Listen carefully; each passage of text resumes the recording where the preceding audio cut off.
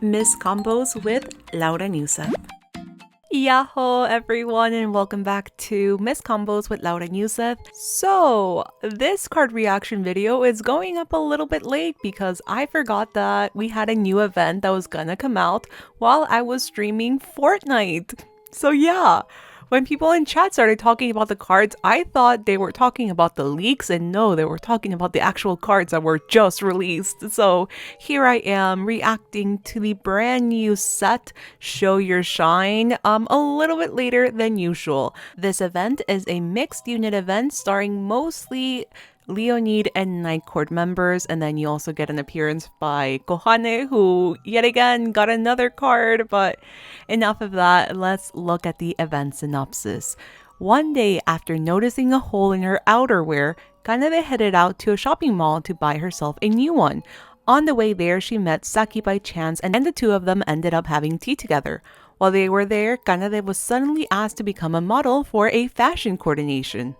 So we have more modeling on the way. I mean, we just literally had a modeling event not too long ago with Shizu 5, and here we are again. The girls are modeling, and that is not the only Shizuku comparison I will be making in this video. So let's begin by looking at Kanade's Untrained card, which reminded me a lot of a different Untrained card that belongs to none other than Shizuku.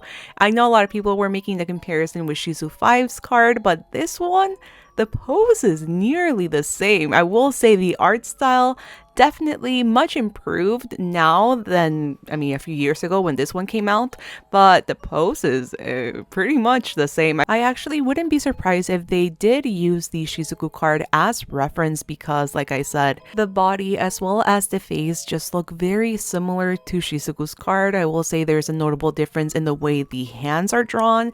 The hands are much softer in this Kanade card, and also the lighting is very different in this card. You also get the depth of field, as you can see, and there is this soft halo effect all around Kanade's head that is much more refined in this latest card as opposed to the Shizuku card from a few years back. But regardless, this is a beautiful Kanade card. I feel like it's yet another example that we've seen where untrained cards for the main character look almost as good as the trained artwork. It's very hard to even decide which artwork to display nowadays. But now let's take a look at the trained artwork. And the theme for all of the trained cards are like dolls, but each of them do have symbols corresponding to each character. In the case of Kanade's card, we have a lot of motifs that belong to composers. We have the ink, we have the quill, we have the typewriter, and we also have Night Court as a unit represented in this card. Kanade is looking and has her hand extended outwards towards some hanging stars, and each of them do have a different color representing each member of Night Court. So what my interpretation for this card is, this is obviously the composer doll, and Kanade's facial expression does look very tired, very haggard, but as we do know, Kanade doesn't have the best sleeping schedule. She also tends to work very hard on her music, but despite being physically tired, I do think that her work with Night Court and Night Court themselves, they're kind of the light that keeps Kanade going. They're the ones who bring her motivation to keep moving forward. So that is my interpretation of this card. If you have a different interpretation, please let me know in the comments. The next 4-star card belongs to Saki, and in the Untrained card, we have a very overly enthusiastic Saki and Kanade, who is just like, oh. This girl might just have too much energy. You can even see her little sweat bead because she's so nervous. You know what? Relatable. Sometimes extroverts just are a little too much to handle, especially one like Saki who radiates this golden retriever energy. So I completely understand Kanade in this situation. And overall, this card is just really, really cute. I really do like it. And now let's take a look at Saki's trained artwork, and this right here has to be one of my favorite Project Sekai cards they've ever released. This is beautiful. I literally don't know where to begin with this because my eye is traveling all across this card, starting with the horse and then seeing, the base of where Saki is standing, then traveling up to her eyes and facial expression, seeing the glass that she's encased with, and then traveling to try and decipher what is going on in the background. So it's very obvious that, well, at least to me, Saki is this fragile doll that must be protected. And we do know from her past that she has a vulnerable health. She's been in the hospital and she's seen as a fragile person.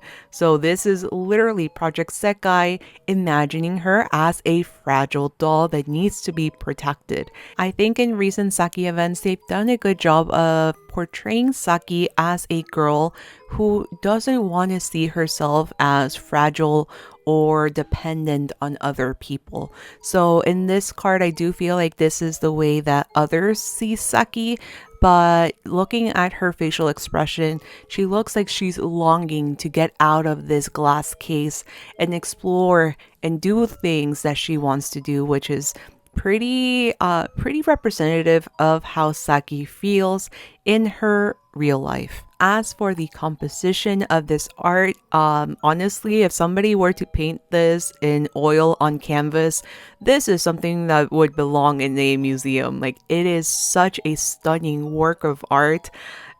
Hands down, one of my favorite cards that I've ever seen from this game. And the final 4-star card belongs to Night Court Rin in the empty Sakai, looking very empty herself.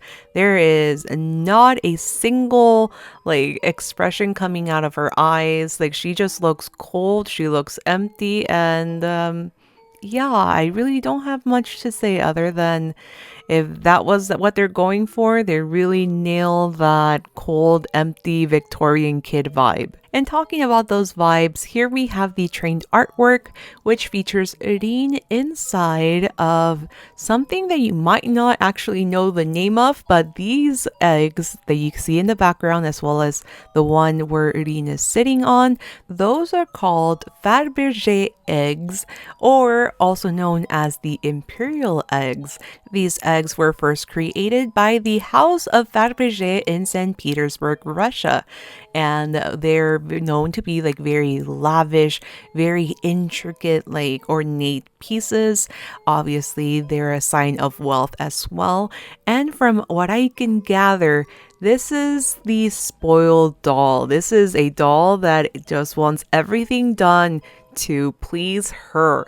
And I will say, I don't know all that much about Night Court Rin, but what I do know is that she's very fuzzy, and she's also very much a tsundere character, and I can definitely get those vibes if we just take a look at her facial expression.